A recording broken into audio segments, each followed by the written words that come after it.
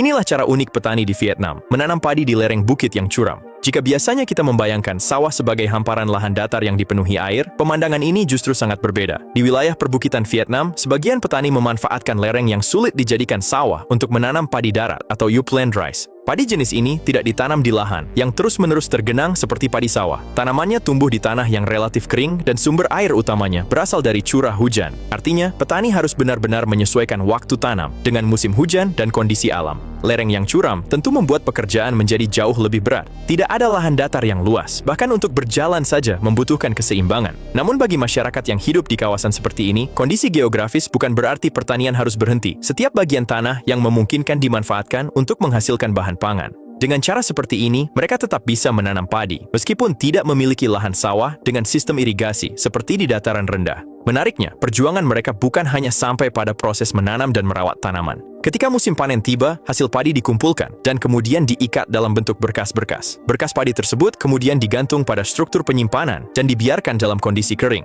Cara ini bukan sekadar untuk menyimpan hasil panen, tetapi juga menjadi bagian dari sistem cadangan pangan keluarga. Dengan menyimpan padi dalam jumlah cukup banyak, hasil panen dapat digunakan secara bertahap untuk memenuhi kebutuhan makan selama berbulan-bulan, bahkan menjadi persediaan untuk waktu yang lebih panjang ketika hasil panen berikutnya belum tiba. Teknik sederhana ini menunjukkan bagaimana petani di daerah pegunungan memanfaatkan apa yang tersedia di sekitar mereka. Tanpa lahan datar yang luas dan tanpa sistem irigasi modern, mereka tetap mampu menghasilkan dan menyimpan bahan pangan dengan menyesuaikan diri terhadap kondisi alam.